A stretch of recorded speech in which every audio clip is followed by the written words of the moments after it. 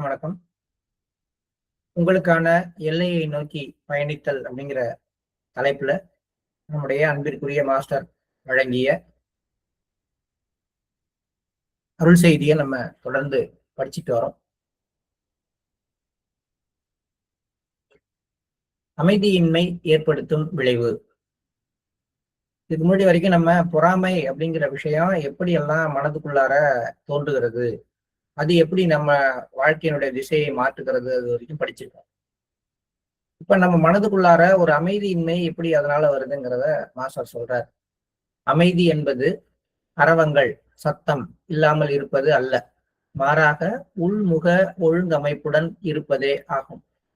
உணர்வு நிலை பெற்றிருக்கும் போது, அதன் ஒவ்வொரு அம்சமும் சமநிலையில் இருக்கும்போது, அங்கே வெளிப்புற சூழ்நிலைகளால் பாதிக்கப்படாத ஒரு சலனமற்ற நிலை இருக்கும். பொறாமை இந்த உள்ளார்ந்த ஒழுங்கமைப்பை தான் தாக்குகிறது. உள்ளுக்குள்ளார அந்த இன்ஃப்ராஸ்ட்ரக்சர் எப்படி இருக்கு அப்படிங்கறது சொல்றேன். நீங்க அமைதியானவர் அப்படின்னா வாய் பேசாம இருக்கிறவர் கிடையாது. வாய் பேசாம இருக்கிறவங்க மௌனமானவர்கள். சில பேர் அவங்க வாய் மட்டும்தான் மூடி இருக்கும், அவங்க இதயம் எரிமலையாக வெடித்து கொண்டிருக்கும். அது அப்படி ஆயிடுச்சு, இது இப்படி ஆயிடுச்சு அப்படிங்கிற மாதிரி ஒரு எண்ணம் இருக்கும். ஐயோ இது அவருக்கு மட்டும் நடந்துருச்சே அப்படின்னு ஒரு பொறாமை உணர்வு எல்லாம் உள்ளுக்குள்ளார கொந்தளிக்கும், குமுறும். வெளியில அமைதியா இருக்கிறது அமைதி கிடையாது. இப்போ உள்முக ஒழுங்கமைப்புங்கிறது என்ன? எல்லாத்தையும் சமநிலையில பாக்குறது, உணர்வு நிலையில எல்லா இடங்கள் நான் யாரு அவங்க யாரு அப்படிங்கிறத பத்திய உணர்வு இருக்கிறது. இது எல்லாமே சமநிலை, பேலன்ஸ். இந்த பேலன்ஸை போய் தான் அது உடைக்குதுங்கிற பொறாமை நம்முடைய அந்த இந்த உள்ளுக்குள்ளார இருக்கிற இன்னர் பேலன்ஸ் ஸ்டேட்டை போய் உடைச்சி மாற்றுகிறது. இந்த ஒழுங்கமைப்பை பொறாமை மாற்றுகிறது. மாத்சரிய என்ற சமஸ்கிருத சொல் மற்றவரிடம் இருப்பதை பெற விரும்புவதை மட்டுமல்லாமல் மற்றவரிடம் அது இருப்பதால் வருந்துவதையும் விவரிக்கிறது. மாச்சரியம் அப்படின்னு தமிழ்ல சொல்லுவோம், மாத்சரிய. இந்த மாச்சரியம் அப்படிங்கிற விஷயம் என்ன பண்ணுது? இது அவன்கிட்ட இருக்கிற பொருள் எனக்கு வேணும்னு எடுத்துக்கிறது திருட்டு. திருடனுக்கு பொறாம இருக்குன்னு சொல்ல முடியாது. ஆனா இவனுக்கு அவன்கிட்ட இருக்கிற பொருள் எனக்கு வேணுங்கிற எண்ணம் மட்டும் இல்ல, ஐயோ அது அவன்கிட்ட இருக்குதே, அவன்கிட்ட எப்படி அது இருக்கலாம் அப்படின்னு நினைக்கிறது தான் பொறாமை உணர்வு. இந்த பொறாமை உணர்வு அந்த பொருள் நமக்கு வரணும் அப்படிங்கிறத விட அவன்கிட்ட இருக்குது அப்படிங்கிறதுலாம் நமக்கு வேதனையை கொடுக்கும். காதல்ல எல்லாம் அடிக்கடி படங்கள்ல எல்லாம் பார்க்கலாம், நீங்க சாதாரண வாழ்க்கையிலும் பார்க்கலாம். ஒரு பொண்ணு தன்னை விரும்பல அப்படிங்கிறத விட ஐயோ அவனை விரும்பிடுச்சே அப்படிங்கிறது ஒரு பெரிய ஒரு உள்ளுக்குள்ளார ஒரு ஊண்டிங் ஆகி அவனுக்கு ஏதாவது நம்ம ஏதாவது ஒரு தீங்கு செய்யணும், அவனுக்கு எப்படி இது வரலாம், கிடைக்க கூடாது, அதை தட்டி விடணும் அப்படிங்கிற எண்ணத்தினால செயல்பட்ட பல பேரரசர்கள் இருக்கிறாங்க. பல கதைகள்லையும் நம்ம படிச்சிருக்கோம், நிகழ்ச்சிகள்லயும் நிஜ வாழ்க்கையிலையும் கூட அதே மாதிரி நிகழ்ச்சிகள் நிறைய நம்ம சந்திச்சுட்டு வருவோம். இப்ப இந்த ஒரு நிகழ்வு நிறைய இடங்கள்ல பர்டிகுலரா நம்மளுடைய சொந்த வாழ்க்கையில வெளிப்புறத்துல நிறையவே இருக்கு. ஆனா வெளிப்புறத்துல இருக்கிறதெல்லாம் தெரியுது. இதே உணர்வு, இதே பொறாமை உணர்வு 100 மடங்கு அதிகமாக நம்முடைய ஆன்மீக வாழ்க்கையில இருக்கு. அது பொறாமைன்னு தெரியாமலே அதுக்கு ஆட்பட்டு அதனால நம்மளையே காயப்படுத்தி கொண்டு இருக்கிறோம். அது எப்படிங்கிறதெல்லாம் மாஸ்டர் இதுல வரிசையா சொல்லிட்டு வருவார். இங்க உள்ள வேறுபாடு முக்கியமானது. நம்முடைய போராட்டம் மற்றவரின் சாதனையை பார்த்து அது சாத்தியம்தான், அதை அடைவதற்கு நான் முயற்சிப்பேன் என்று கூறுகிறது. பொறாமை அதே சாதனையை பார்த்து அது என்னுடையதாக இருந்திருக்க வேண்டும், இந்த பிரபஞ்சம் எனக்கு அநீதி இழைத்து விட்டது என்று இதானே. அவன் செய்யறப்ப நான் செய்ய முடியாதா, அவனுக்கு கிடைக்கிறப்ப எனக்கு கிடைக்காதா, நானும் அதை செய்ய முடியும், இந்த பாசிபிலிட்டி இருக்கு. ஒருத்தரால ஒரு 100 மீட்டர் ஓட்டத்தை 10 வினாடியில கடக்க முடியுது அப்படின்னா என்னாலையும் அது முடியும் அப்படிங்கிறது பாசிபிலிட்டி இருக்கு.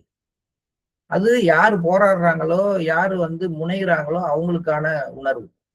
ஆனால் பொறாமை உடையவர்களுக்கான உணர்வு எப்படி இருக்கும் அப்படின்னு கேட்டா, அவனுடைய இடத்துல நான் இருந்திருக்கணும், ஒரு சின்ன விஷயத்துல மிஸ் பண்ணிட்டாங்க, எனக்கு இந்த மாதிரி ஒரு அநீதி இழைக்கப்பட்டுருச்சு, என்னை வந்து அவங்க வந்து சரியா கவனிக்கல, நானும் அந்த இடத்துலதான் இருந்தேன், எனக்கு முன்னுரிமை கொடுக்கல, அவனுக்கு கொடுக்கப்பட்ட சப்போர்ட் எனக்கு இல்ல, ஏதாவது ஒரு காரணத்தை சொல்லிவிட்டு மத்தவங்கெல்லாம் எனக்கு அநீதி இழைத்ததுனால எனக்கு கிடைக்க வேண்டிய ஒண்ணு அவன்கிட்ட போயிடுச்சு. அது அவன் போராடி பெற்றது அல்லது விரும்பி அவன்கிட்ட அது போனது. ரெண்டுல ஏதோ ஒண்ணு நடந்திருக்கு. ஆனா நான் என்ன நினைக்கிறேன், இந்த உலகமே எனக்கு அநீதி பண்ணிடுச்சு. இது ஆக்சுவலா எனக்கு வர வேண்டியது அங்க திருப்பிச்சு. இது சின்ன குழந்தையிலேயே இருக்கு இல்லையா, வீட்லயுமே இருக்கு இல்லையா, இது வந்து எனக்கு உள்ளது, எங்க அம்மா தான் புடுங்கி அவன்கிட்ட கொடுத்துட்டா, எங்க அப்பா தான் இதை வந்து அவனுக்குன்னே வச்சிருக்காரு. சகோதரர்களுக்குள்ளார சகோதரிகளுக்குள்ளாதான் பொறாமை கொழுந்து விட்டு எரியும். அதனால பாத்தீங்கன்னா ஒரே வீட்டுல 2 பொண்ணை கொடுக்க கூடாது, ஒரே வீட்டுல 2 பையனை கட்டி கொடுக்க கூடாது, அக்கா தங்கச்சிக்கு அப்படிலாம் நம்ம நிறைய சொல்றாங்க. காரணம் என்னன்னு கேட்டா, இந்த இந்த சம்பிரதாயங்கள் சடங்குகள்ல சொல்ற நிறைய விஷயங்களுக்கு அடிப்படை உணர்வா வச்சுக்கிறது பொறாமைன்னு வச்சுக்கோங்களேன்.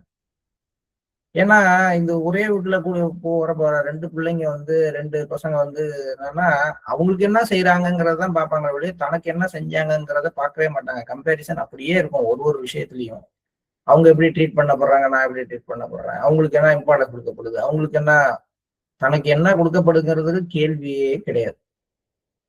அதே மாதிரியே வந்து ஒரு சகோதரன் சகோதரி வீட்டுல இருந்தாலும் சரி, எங்கேயா இருந்தாலும் சரி, அந்த எந்த ஒரு விஷயமும் அப்பா அம்மா தனக்கு செய்ததை பத்திய கேள்வியே இருக்காது.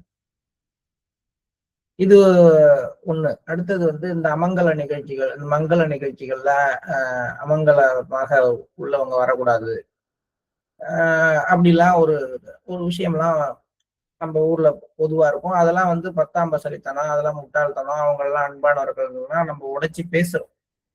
ஆனா ஒரு விஷயத்துல அடிப்படையில என்ன பயத்துல அதை கொண்டு வந்தாங்க அப்படின்னு பார்த்தா இந்த பொறாமை உணர்வு தான். ஒரு ஒரு கணவனை இழந்தவங்க இருக்கிறாங்க, அவங்கள போயிட்டு ஒரு திருமண நிகழ்ச்சியில முன்னாடி நிறுத்துறாங்க. முன்னாடி வந்து அவங்களோட நிற்கும் பொழுது அவங்களுக்கு ஒரு பொறாமை உணர்வு, எனக்கு வந்து நான் இப்படி இருக்கிறேன், அவங்க அப்படி இருக்கிறாங்க. அல்லது வந்து குழந்தை பேர் இல்லாதவங்க, ஒரு நிறைய குழந்தைங்களோட இருக்கிறவங்களை பார்க்கும் பொழுது அந்த மாதிரி ஒரு உணர்வு வரும். இதெல்லாம் வந்து வரும் அப்படிங்கிற எண்ணத்துல உருவாக்கப்பட்ட சடங்கு. எல்லாரும் அப்படி கிடையாது. எல்லாரும் அப்படி தனக்கு இல்லாது எல்லாருக்கும் அது மாதிரி வந்துடும்.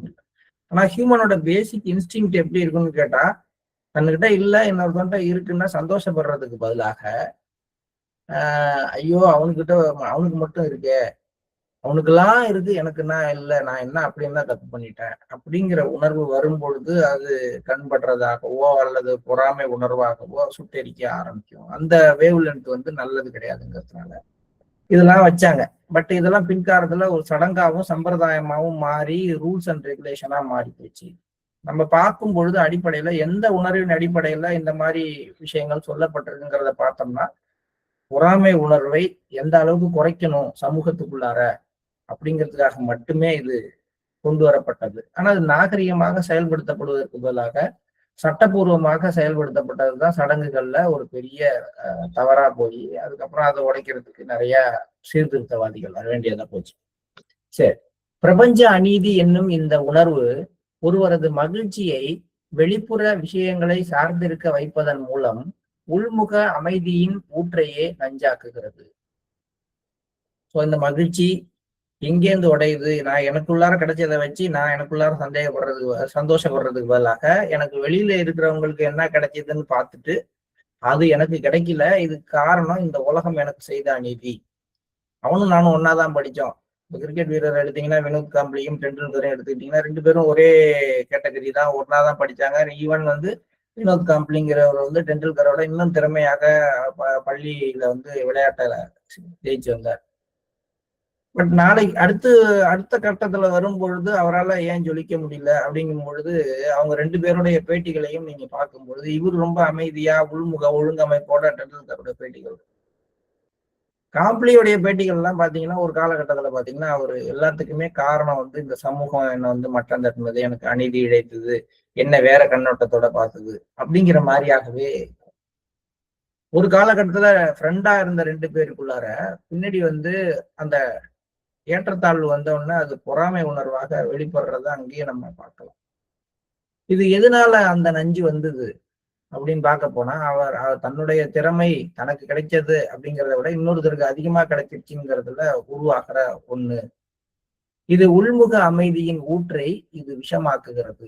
நம்முடைய மனநிறைவு மற்றவரை விட அதிகம் பெற்றிருப்பதையோ அல்லது குறைந்தபட்சம் குறைவாக இல்லாமல் இருப்பதையோ சார்ந்திருக்கும் போது நமது உள்முக அமைதி என்னும் சரணாலயத்தின் திறவுகோலை நாம் சந்திக்கும் ஒவ்வொரு நபரிடமும் ஒப்படைத்து விடுகிறோம். எவ்வளவு அழகா சொல்றாரு பாருங்களேன். இப்ப என்கிட்ட ஒரு குறிப்பிட்ட அளவுக்கு பொருள் இருக்கு, அல்லது குறிப்பிட்ட அளவுக்கு ஆடு மாடு தான் இருக்கு, ஒரு சாதாரண விவசாயி அப்படின்னா அவர் ஹாப்பி தான். எப்ப வரைக்கும் அப்படின்னா அவர் வீட்டுக்கு பக்கத்து வீட்டுல இருக்கிற விவசாயி கிட்ட அவரை விட ஒரு ஆடு 2 ஆடு கூட போயிடாம இருக்கும். விவசாயின்னு சொல்றான், ஆடு மாடுன்னு சொல்றான், குருமார்களே எடுத்துக்கலாம்னு வச்சுங்களேன், ஒரு பிரிசப்டரே எடுத்துக்கலாம்னு வச்சுங்களேன். என்கிட்ட சிட்டிங் எடுக்கிற அபியாசி 4 பேர் எனக்கு மாஸ்டர் கொடுத்துட்டாருப்பா, ரொம்ப சந்தோஷம், இந்த 4 பேருக்கு சர்வ் பண்ற வாய்ப்பை கொடுத்தாங்கன்னு மன நிறைவு கிடையாது. பக்கத்து வீட்டுல இருக்கிற பிரிசப்டர்கிட்ட ஒரு 4-5 பேருக்கு மேல வர்றாங்கன்னு தெரிஞ்ச உடனே இவருக்கு நிறைவு குறைஞ்சு போகுது. கம்பேரிங், இவருக்கு தனக்கு கொடுக்கப்பட்டதை தான் எப்படி சர்வ் பண்ணணுங்கிற அப்படி அதுல நிறைவு பெறுவதற்கு பதிலாக அங்க 8 பேர் வராங்க, இங்க 4 பேர் தான், ஏன் அவங்க எல்லாம் இங்க வர மாட்டேங்கிறாங்க, அவரு ஏதோ நம்மளை பத்தி சொல்லி வரவிடாம பண்றாரு அப்படின்னு அங்கிருந்து ஆரம்பிக்கிறப்ப நம்முடைய அந்த மன நிறைவு, உள்புற அமைதி, இதனுடைய கீ எல்லாம் தூக்கி அவர்கிட்ட கொடுத்துடுறாரு. சோ நம்ம மன நிறைவு நம்ம பெற்றதுல இருக்கிறதே இல்ல, இன்னொருத்தவங்க நம்ம என்ன பெற்றிருக்காங்களோ அதை விட நம்ம கூட வச்சிருக்கோமா குறைச்சு வச்சிருக்கோம். அவர்கிட்ட இப்ப 2 பேர் தான் போறான், என்கிட்ட 4 பேர் வர்றான்னா நான் திருப்தி அடைகிறேன். அவர்கிட்ட பாரு ஒரு 10 மாடு தான் இருக்கு, என்கிட்ட 12 மாடு இருக்குதுன்னா ஒரு விவசாயி திருப்தி அடைகிறார். 10 ஏக்கர் நிலம் வச்சிருக்கான், நம்மகிட்ட 2 ஏக்கர் கூட இருக்கு அப்படின்னா நான் திருப்தி அடைகிறேன். என்கிட்ட 12 ஏக்கர் நிலம் இருக்கிறதுல எனக்கு சந்தோஷம் இல்லை, அவனோட 2 ஏக்கர் கூட இருக்கிற வரைக்கும் தான் அந்த சந்தோஷம். இப்ப என் நிலம் எனக்கு திருப்தியை கொடுக்கல, அவன் நிலம் குறைவா இருக்கிறது எனக்கு திருப்தியை கொடுக்குது. திடீர்னு ஒரு நாள் அவனுக்கு எதுலயோ ஒரு இடத்துல பணம் அவன் ஒரு 4 ஏக்கர் பக்கத்துல இருக்கிறவன்ட்ட கேட்டா ஊரையே வளைச்சு போட்டான் அப்படின்னா அன்னையில இருந்து இந்த 12 ஏக்கர் எனக்கு சந்தோஷத்தை கொடுக்கறதே கிடையாது. அது எனக்கு எனக்கு பெரிய கிஃப்ட் தானே 12 ஏக்கருங்கிறதுன்னு நினைக்கிறது இல்லை. அவன் 14 ஏக்கர் வச்சிருக்கானே, அவன் 14 ஏக்கர் வச்சிருக்கானே, அவனோட கம்மியா போயிடுச்சு. இதைத்தான் அவர் சொல்றாரு, நம்முடைய மனநிறைவு மற்றவரை விட அதிகம் பெற்றிருப்பதையோ அல்லது குறைந்தபட்சம் குறைவாக இல்லாமல் இருப்பதையோ சார்ந்திருக்கிறது. குறைஞ்சபட்சம் அவன் பேலன்ஸா நம்ம அளவுக்கு வாங்கிட்டா கூட நமக்கு ஓரளவுக்கு பேலன்ஸா தான் இருக்கும். 1 ரூபாய் கூட வாங்கிட்டான், 1 ரூபாய் சம்பளம் அதிகமாயிடுச்சு, 1 ஏக்கர் நிலம் அதிகம் வச்சுட்டான், அல்லது 2 அபியாசி அவர்கிட்ட கூட போய் சிட்டிங் வாங்க போயிட்டாங்க, 4 பேர் நம்மளை விட அவர் அதிகமா புகழ்ந்துட்டாங்க அப்படின்னா உள்ளுக்குள்ளார அந்த மன நிறைவு காணாமல் போய்விடுகிறது. அப்ப நம்முடைய உள்முக அமைதியினுடைய அந்த திறவுகோலை யார்கிட்ட கொடுக்குறோம்? பக்கத்துல இருக்கிறவர்கிட்ட கம்பேர் பண்றோம். நம்ம பாக்குற ஒவ்வொருத்தட்டையும் கொடுக்குறோம். எல்லா இடத்துலயும் அப்படித்தான் கம்பேர் பண்றப்ப, சரி நான் இருக்கிறேன், எனக்கு பக்கத்து வீட்டுக்காரன் 10 ஏக்கர் நிலம் வச்சிருக்கான், நான் 12 ஏக்கர் நிலம் வச்சிருக்கேன், அவனோட கம்பேர் பண்ணி நிம்மதியா இருப்பேன் அப்படின்னா கல்யாணத்துக்கு வரப்ப இன்னொருத்தட்ட பேசுறப்ப அவர் வெளியூர்ல இருப்பாரு, அவரு என்னட்டு ஒரு 14 ஏக்கர் இருக்குன்னு சொல்லிட்டா அப்ப திரும்பி உடனே மன அமைதிக்கு வந்து அந்த ஊர்ல இருக்கிறோம் 14 ஏக்கர் வச்சிருக்கோம், நம்ம இன்னும் 12 ஏக்கர்ல இருக்கிறோமே. அப்ப ஒரு ஆளோட நம்ம கம்பேர் பண்றது இல்லை, பார்க்கிற ஒவ்வொருவரோடையும் நம்முடைய உடைமைகளை, நம்முடைய திறமைகளை, நாம் பெற்றவற்றை கம்பேர் பண்ணி அதுலதான் சந்தோஷப்படுறோம். பார்க்கிற எல்லாரோடையும் எல்லாத்துலயும் நம்ம எப்படிங்க உயர்வா இருக்க முடியும்? அதுதான் அந்த பொறாமைங்கிற விஷயம் நமக்குள்ளார ஏற்படுத்துற ஒரு தவறான ஒரு டைரக்ஷன். அப்படிதான் நம்ம கம்பேர் பண்ணிட்டு நிம்மதியா இருக்கும், கம்பேர் பண்ணிட்டு உடைச்சிடும். அத நல்லா சொல்லுவாங்க, எனக்கு 1 கண்ணு, எனக்கு 2 கண்ணு போனாலும் பரவாயில்ல, பக்கத்துல இருக்கிறவனுக்கு எனக்கு 1 கண்ணு போனாலும் பரவாயில்ல, பக்கத்து வீட்டுல இருக்கிறவனுக்கு 2 கண்ணும் போகணும். அந்த மாதிரியான உணர்வெல்லாம் மனிதனுக்குள்ளார வர ஆரம்பிக்குது. இதனால் ஒவ்வொருவரின் வெற்றியும் நமது தோல்வியாக மாறுகிறது, ஒவ்வொருவரின் மகிழ்ச்சியும் நமது துயரமாக மாறுகிறது, மற்றவர்களின் வெற்றிக்கு நாம் பிணை கைதியாக மாறிவிடுகிறோம். அதற்காக கோரப்படும் மீட்பு தொகை நாம் தேடுகின்ற அதே அமைதிதான். என்ன அழகான வார்த்தைகள் பாருங்களேன். பொறாமை கொண்டவரை பொறுத்த வரைக்கும் அவருடைய வெற்றி அல்லது அவருடைய தோல்வி அவரை பாதிக்கிறது இல்லை. மற்றொருவருடைய வெற்றி தன்னுடைய தோல்வியாக அவர் நினைக்கிறார். இன்னொருத்தன் ஜெயிச்சுட்டான் அப்படின்னா நான் தோத்து போயிட்டான்னு அர்த்தம். ஏன் அவன் வாழ்க்கையில அவன் ஜெயிச்சு போறாங்க, அது எப்படிங்க என்னுடைய தோல்வி ஆகும்? அப்படி கிடையாது. உங்கள்கிட்ட உள்ளதை புடுங்கிக்கிட்டுலாம் அவன் போகல. அவன் தனியா அவன் வாழ்க்கையில ஜெயிக்கிறான். பாண்டவர்களுக்கு 5 ஊரை கொடுத்தான். எங்கேயோ மலையில எதுவுமே ஏறே உழுவ முடியாத கல்லும் மண்ணு நிறைஞ்ச ஒரு இடத்த கொடுத்தான். அந்த இடத்த சரி பண்ணி அவன் பெருசா வந்தா பாராட்டி தானே இருக்கணும் துரியோதனை. பாராட்டல. அதுலயும் அவனுக்கு வருத்தம், புகழெல்லாம் அங்க போகுது அப்படின்னு. அப்ப எங்கேயாக இருந்தாலும் இந்த பொறாமை கொண்ட உணர்வு எப்படி இருக்கும்னா, மற்றவர்களுடைய ஒவ்வொரு வெற்றியையும் என்னுடைய தோல்வியாக பாவிக்கிறேன். அப்ப நான் எத்தனை தடவை தோத்து போறேன் பாருங்க. என்கிட்ட பொறாமை உணர்வு இல்லைன்னா நான் வெற்றி பெறும்போது வெற்றி உணர்வையும், நான் தோல்வி அடைந்தால் தோல்வி உணர்வையும் பெற்றேன். என்கிட்ட பொறாமை உணர்வு அதிகரித்து ஒப்பிட ஆரம்பிச்சேன்னா மற்றவர்கள் பெறுகின்ற ஒவ்வொரு வெற்றியும் என்னுடைய தோல்வியாக மாறுகிறது. பிசினஸ்ல அவனுக்கு அந்த கான்ட்ராக்ட் கிடைச்சா, ஐயோ நான் தோத்துட்டேன், நான் பின்தங்கிட்டேன், அதெல்லாம் கிடைச்சிருச்சு. அவனுக்கு அந்த ஒரு அவார்டு கிடைச்சிருச்சுன்னா, ஐயோ அவனுக்கெல்லாம் அவார்டு கிடைச்சிருச்சு, அவனுக்கு எல்லாம். இது எல்லாமே என்னன்னா மற்றவர்களுடைய மகிழ்ச்சியை, மற்றவர்களுடைய வெற்றியை நமது தோல்வியாக மாற்றுகிறது. அதே மாதிரி அடுத்த கான்செப்ட் சொல்றாரு, இதுவும் ரொம்ப முக்கியமான கான்செப்ட்.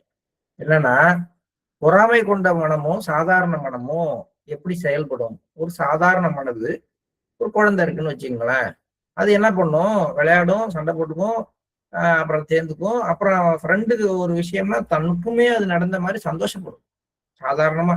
அதாவது அதுக்குள்ள இந்த ஈகோ டெவலப் ஆகாத கண்டிஷன்ல மற்றவங்களுக்கு ஒரு கொண்டாட்டம்னா இதுவும் அதோட சேர்ந்து சந்தோஷப்படும். மற்றவங்களுக்கு ஒரு வருத்தம்னா தானும் சேர்ந்து அழுகும். இதுதான் குழந்தை மனது. பல இடங்கள்ல நேச்சுரலா அதை பார்க்க முடியும். சாதாரண மனது ஒரு பேலன்ஸான மனது அப்படிதான் இருக்கும். அக்கத்துல யாருக்காவது ஒரு வருத்தம்னா தான் மனசுலயும் வருத்தம் வரணும். ஆனா பொறாமை உணர்வு கொண்டவர்களுக்கு இது ஆப்போசிட்டா நடக்க ஆரம்பிக்கும். பொறாமை உணர்வு கொண்டவர்கள் மற்றவர்கள் துயரப்பட்டால் இவங்க சந்தோஷமா இருப்பாங்க, மற்றவங்க சந்தோஷமா இருக்கிறத பார்த்தா இவங்க மனசு தாங்க. இதுதான் இதோட ஒரு இன்சிடென்ட். இது பத்தி பாபுஜி சொல்லுவார். அது பொறாமைன்னு கிடையாது, பாபுஜியோட டீச்சிங்ஸ் எப்படி இருக்கு அப்படிங்கிறதுக்கு ஒரு ஒரு சின்ன ஒரு நிகழ்ச்சியை இந்த இட்டர்னல் ஐங்கிற புக்ல சசிதவன்ங்கிற சிஸ்டர் எழுதியிருப்பாங்க. அவங்க பாபுஜிக்கு ரொம்பவும் பிடித்த ஒரு அபியாசி. அடிக்கடி பாபுஜி லெட்டர் எழுதணுங்கிறப்ப சசிதவன்கிட்ட தான் சொல்லி எழுத சொல்லுவார். அவங்க வீட்டுக்கு போறப்ப எல்லாம், அவங்க பாபுஜி வீட்டுக்கு போனா அப்ப ஒரு நிகழ்ச்சி அவங்க விவரிக்கிறாங்க. என்னன்னு கேட்டா, அந்த மிஷன்ல இருக்கக்கூடிய ஒருத்தர், அவர் பாபுஜிக்கும் சரி மிஷனுக்கும் சரி எப்பயும் இடையூறு செய்து கொண்டே இருக்கிற ஒரு ஆள், எப்பயும் தொல்லை பண்ணிக்கிட்டே இருக்கிற ஒரு ஆளு. அவரால் ஒரு நல்ல விஷயங்கிறது ரொம்ப கம்மி தான் மிஷனுக்கு. அவங்க வீட்டுல ஒரு சின்ன துக்க நிகழ்வு நடக்குது. இதை கேள்விப்பட்டவொடனே பாபுஜி இவங்களை கூப்பிட்டு அவங்களுக்கு ஒரு கடிதம் எழுதணும், ஒரு இரங்கல் கடிதம் ஒண்ணு எழுதணும் அப்படிங்கிறார். உடனே இவங்க கேக்குறாங்க, எதுக்கு பாபுஜி, இது என்ன சும்மா ஒரு சடங்கா? அவரு தான் இவ்வளவு, இன்னும் சொல்ல போனா இவங்க சொல்றாங்க, அந்த மாதிரி நடந்ததுக்காக நான் சந்தோஷப்பட்டேங்கிறாங்க. வேணும் அவனுக்கு இவ்வளவு பண்றானே, இதுலயாவது அவன் திருந்தட்டும் அப்படின்னு நான் சந்தோஷப்பட்டேன் அப்படிங்கிறாங்க சசிதரன். அவங்க பாபுஜிட்ட கேக்குறாங்க, எதுக்கு பாபுஜி இது மாதிரி செய்யணுமா? இல்ல நீ இரு மகளே, என்ன சொல்ற, பேசாம இரு மகளே, நீ செய்யி அப்படின்னு சொல்லிட்டு நான் உனக்கு எப்படி கண்டோலன்ஸ் லெட்டர் எழுத கத்துக் கொடுக்கணும்னு சொல்லிட்டு அவரே உள்ள போய் ஒரு கார்டு எடுத்துட்டு அவங்க கையில கொடுத்து இது மாதிரி எழுதணும்னு சொல்லி எழுத சொல்றாரு. அப்ப பாபுஜி எழுத முடிச்சுட்டு சொல்றாரு, ஒரு ரியல் ஹியூமன் பீயிங்னா எப்படி இருக்கணும்னா, ஈவன் அவங்க எனிமியா இருந்தா கூட அவங்களுடைய அவங்க சந்தோஷப்படும் போது நாம சந்தோஷப்படணும், அவங்க வருத்தப்படும் பொழுது, அவங்க வேதனை அடையும் போது அந்த வேதனையில நம்ம பங்கு கொள்ளணும். இதுதான் சமநிலைப்பட்ட மனதனுடைய ஒரு உண்மையான ஒரு வெளிப்பாடாக இருக்கும். இந்த நிலைமை இல்லை அப்படின்னா நம்ம மனசுக்குள்ளார ஒரு பொறாமையோ அல்லது பழிவாங்கும் உணர்வோ வந்துருச்சு அப்படின்னு அர்த்தம். பொறாமையும் பழிவாங்கும் உணர்வும் ஒரே காயினோட 2 சைடு. பழிவாங்கும் உணர்வுல இன்னொன்னு இருக்கு, இயலாமையினால வரலாம் அல்லது பொறாமையினால வரலாம். பட் பொறாமைக்கு ஒரு சைடு எஃபெக்ட் இருக்குன்னா அது பழிவாங்குற உணர்வு வரலாம். அப்ப பொறாமை உள்ள ஒவ்வொருத்தருக்கும் நம்மளே பார்த்துக்கலாம். நம்ம யாராவது வருத்தப்படும் பொழுது நம்ம சந்தோஷப்பட்டது நம்ம மனசு அப்படின்னா நமக்குள்ளார பொறாமை இருக்கு அப்படின்னு அர்த்தம். அதுக்காக படம் பார்த்துட்டு இருக்கப்ப வில்லன் அடி வாங்குறப்ப எனக்கு சந்தோஷமா இருக்குங்க, அதனால இது பொறாமை உணர்வான்னு கேட்கக்கூடாது. அது பழிவாங்கும் உணர்வு அப்படிங்கிற அடிப்படையில நல்லவனுக்கு இதை யாரு கெடுதி செய்யறானோ அவனை பழி தீர்க்கணும். அந்த உணர்வுமே தவறுங்கிறேன். அதாவது ஒரு வில்லனோ அல்லது கதாநாயகனோ அது கேள்வி கிடையாது. யார் ஒருவருமே துன்பப்படும் பொழுது அவங்களுக்காக வருந்த வேண்டும். அதுதான் உண்மையான மனதினுடைய ஒரு நிலை. இது கொஞ்சம் நல்லா ஆராய்ச்சி பார்க்கணும். அப்ப பொறாமை கொண்ட மனது மற்றவர்கள் துயரத்தை மகிழ்ச்சியாகவும் மற்றவர் மகிழ்ச்சியை துயரமாகவும் எடுத்துக்கொள்ளும்.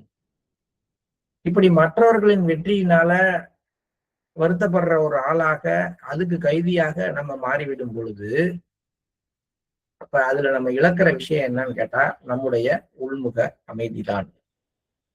உறுதியான அடித்தளத்தை உருவாக்குதல் என்ற அருள் செய்தியில் சந்தேகம் அவநம்பிக்கை கொள்வதற்கான காரணங்கள் ஒவ்வொன்றையும் கூர்ந்து கவனித்து நம்பிக்கை கொள்வதற்கான காரணங்கள் ஒவ்வொன்றையும் புறக்கணித்து தனக்கான ஆதாரங்களை எவ்வாறு உருவாக்குகிறது என்பதை கண்டோம். அதை அழகாவே சொன்னார். சந்தேகப்படுற மனசு என்ன பண்ணும், எது எதெல்லாம் நம்பிக்கை தரக்கூடிய விஷயங்களோ அதை எல்லாத்தையும் கண்டுக்காது. அது ஒரு சந்தேகம் பட்டுடுச்சு அப்படின்னா அந்த சந்தேகத்துக்கு சப்போர்ட்டா எது எதெல்லாம் இருக்கோ அதெல்லாம் மட்டும் செலக்ட் பண்ணி எடுத்துட்டு வரலாம். அப்ப சொன்னது அதுக்கு சம்பந்தமா இந்த பாரு இதை பாரு இதை பாரு அப்படின்னு தன்னுடைய சந்தேக மனப்பான்மையை இன்னும் வலுவாக்கிக்கிறதுக்கு தேவையான காரணங்கள் எது எதுன்னு பார்த்து அதையெல்லாம் சேர்த்துதான் தன்னுடைய சந்தேகத்தை இன்னும் வலுவாக்கும். அதே போல பொறாமையும் அதே நேர்மையற்ற கணக்கீட்டை தான் செய்யும். அது தனக்கு என்னென்னலாம் வரவு வந்தது அப்படிங்கிறத விட்டுடும். அது எப்படி கணக்கு போடுது அப்படின்னா, பொறாமை கொண்ட மனம் மற்றவர்களிடம் உள்ள நேர்மறையான விஷயங்களையும் தன்னிடம் உள்ள குறைபாட்டிற்கான சூழலையும் உற்று நோக்குகிறது. நல்லா பாக்குது. அதெல்லாம் பார்க்க தெரியும். பொறாமை கொண்ட மனசுக்கு தனக்கு என்ன தெரியல அப்படிங்கிறது தெரியும், மற்றவங்கள்ட்ட என்னென்ன இருக்குங்கிறது தெரியும். ஆனா இதை எடுத்து எழுதும் பொழுதுதான் மாத்தி எழுதும். எப்படி எழுதும்னா, அது அனைத்தையும் கவனமாக பதிவேட்டில் பதிவு செய்கிறது. ஆனால் அவை நேர்மையற்ற விதத்தில் பதிவு செய்யப்படுகின்றன. எப்படி பதிவு செய்யப்படுகின்றன? மற்றவர்களுடைய சொத்துக்களை மிகைப்படுத்தி பதிவு செய்தல். அதாவது மனசுல பதிய வச்சுக்கிறது. அவனுக்கு அதெல்லாம் அது தகுதியே இல்லை, அவ்வளோ இருக்கு அவன்கிட்ட. அதுதான் பொறாமை உணர்வு. அதே வேளையில் தன்னுடைய சொத்துக்களை கணக்கில் இருந்து நீக்கப்பட்டு விட்டதா, என்கிட்ட என்னங்க ஒண்ணும் இல்லை, அந்த இவ்வளவுதான் இருக்கு. அவன்கிட்ட பாருங்க 2 ஏக்கர் இருக்கு, என்கிட்ட என்னங்க சும்மா ஒரு 4-5 மாடும் 10 ஏக்கர் நிலமும் தான் இருக்கு. இப்படி சொன்னா எப்படி இருக்கும்? ஆக தான் பெற்ற விஷயம்லாம் ஒண்ணுமே இல்லை, அதெல்லாம் என் தகுதிக்கு இதெல்லாம் ரொம்ப கம்மிங்க, இதுக்கு மேல எனக்கு கிடைச்சிருக்கணும் அப்படிங்கிற மாதிரியும், அடுத்தவன் பெற்றிருக்கிற விஷயம்லாம் அதுக்கு அவனுக்கு தகுதியே இல்லைங்க, அவன் தகுதிக்கு மேல அவனுக்கு கிடைச்சிருக்குங்க அப்படின்னும் பதிவு பண்றதுதான் பொறாமை கொண்ட மனதினுடைய நிலைமை. இப்ப இந்த 2 விஷயமும் நேர்மையற்றவைதான். சந்தேகம் கொண்ட மனது தனக்கு ஒரு நம்பிக்கையை ஊட்டக்கூடிய விஷயங்களை புறக்கணித்து விட்டு தன் சந்தேகத்துக்கு வலு சேர்க்கிற ஆதாரங்களை மட்டுமே தேடுற மாதிரி, பொறாமை கொண்ட மனது தன்னுடைய உடைமைகளாக தனக்கு இயற்கை வழங்கிய விஷயங்களை எல்லாத்தையும் என்னன்னா இல்லைன்னு சொல்லிக்கிறது. அதெல்லாம் ரொம்ப கம்மிங்க, நான் படிச்ச படிப்புக்கு இந்த மார்க் எல்லாம் ரொம்ப கம்மிங்க, நான் 100 out of 100 வாங்கியிருக்கணுங்க அப்படின்னு நினைக்கிறது. அதே நேரத்துல அவன் பக்கத்துல இருக்கிறவன் வாங்கின மார்க், அவன் என்னங்க படிச்சான், அவன் போய் 80 மார்க் வாங்கியிருக்காங்க அப்படிங்கிறது.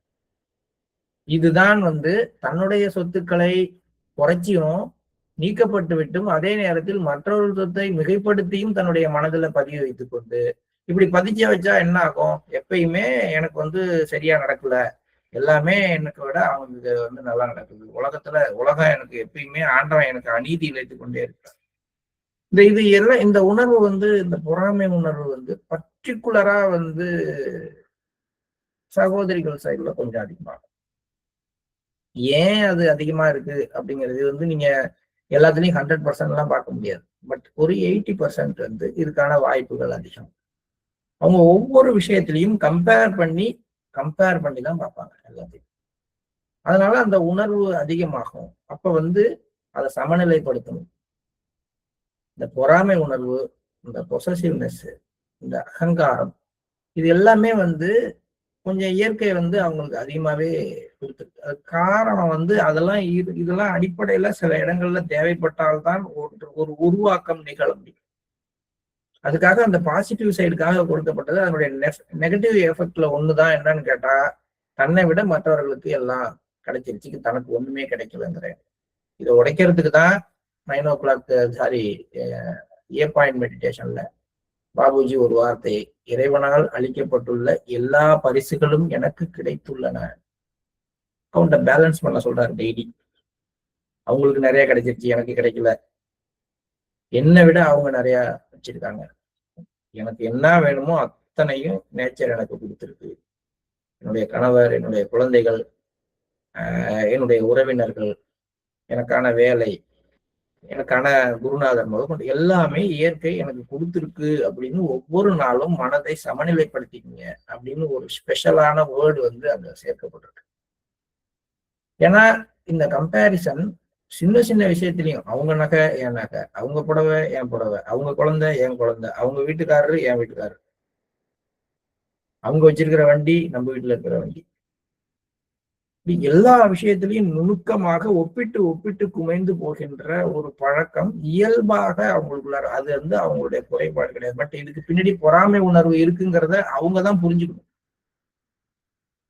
அந்த உணர்வு நீங்க வேண்டும். நம்ம கூட்டு குடும்பமா இருந்தா அந்த பொறாமை உணர்வு எவ்வளவு பெருசா இருக்கும். அப்ப அத எல்லாத்தையும் உடைச்சி வெளியில வர்றதுக்கு இந்த ஒரு செய்தி ஒரு பெரிய ஒரு உதவியாக நமக்கு இருக்கும். நான் வந்து இன்னும் குறை சொல்றேன், ஆண்களுக்கு அது இல்லவே இல்லைன்னு சொல்றேன்னு தயவு செஞ்சு எடுத்துக்க வேண்டாம். ரொம்ப மைனூட்டா அடித்தளத்துல நம்ம அடிப்படை வாழ்க்கையில தினமும் நிம்மதி இல்லாத வாழ்க்கையை நம்ம வாழ்றதுக்கு ஒரு காரணமாக இது அந்த அமைஞ்சு போகுது. ஆண்கள்கிட்ட வருகின்ற பொறாமை உணர்வு மிகப்பெரிய மாற்றங்களை உருவாக்குது. அதாவது வந்து ஒரு நாடு அழியிறது, ஒரு ஒட்டுமொத்தமா வந்து ஒரு பெரிய சண்டைக்கு காரணமாகிறது பெரிய லெவல்ல. அந்த மாதிரி தான் அவங்களுடைய விஷயங்கள்லாம் இருக்கும். சின்ன சின்ன அடிப்படையான விஷயங்கள்ல எல்லாத்துலயும் வந்து ஒரு ஒரு பொண்ணுக்கு நேரா இன்னொரு பொண்ணை பாராட்டிட்டா நானும் சேர்ந்து பாராட்டுற பழக்கம் அவங்களுக்கு வராது. உடனே உள்ளுக்குள்ளார ஒரு குமைச்சல், என்னத்தான் அவ செஞ்சிட்டான்னு. இந்த வார்த்தை வந்து இல்லாதே இருக்காது.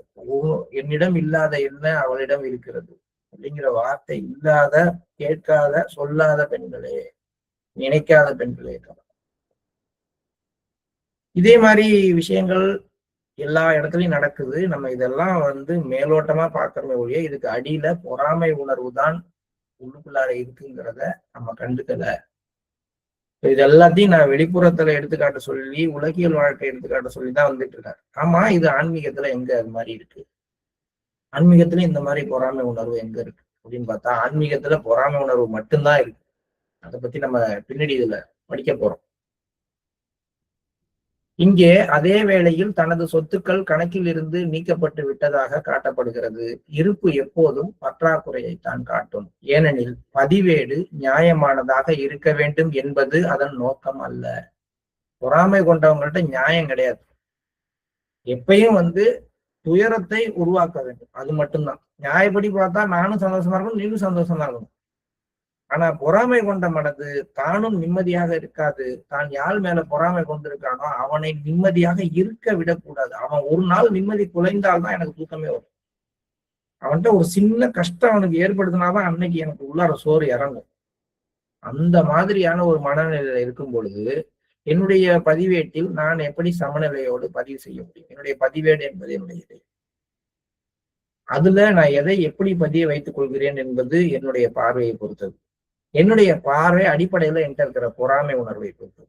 அப்ப என் இதயத்துல நான் ஒவ்வொருத்தரை பத்தியும் ஏற்படுத்துற பதிவுகள் அடிப்படையில பொறாமை உணர்வுனால வந்துச்சுன்னா அந்த பதிவுகள் எந்த மாதிரியான விளைவுகளை எனக்குள்ளார ஏற்படுத்துது. இப்படிதான் பார்க்கணும். பதிவேடுனோட நோட்ல எழுதி வைக்கிறோம், டைரியில எழுதி வைக்கிறோம் அப்படின்னு நம்ம எடுத்துக்கொள்ள கூடாது.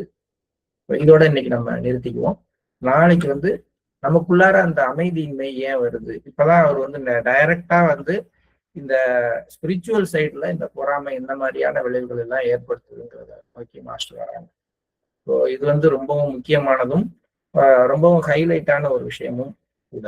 ஏன்னா நிறைய பேரு நம்ம இதுக்குத்தான் இரையாகி இருக்கிறோம் என்பது தெரியாமலே அதற்கு இரையாகிவிட்டு அதுக்குள்ளார சிக்கிக்கிட்டு அதை சுத்திகரித்து கொள்ள முடியாமல் அதனுடைய வெளிப்பாடுகளை கொண்டு வந்து தாங்கள் வாழ்ற இடத்தையும் தங்களுடைய மையங்களையும் வந்து நரகமாக மாத்திக்கிட்டு இருக்காங்க.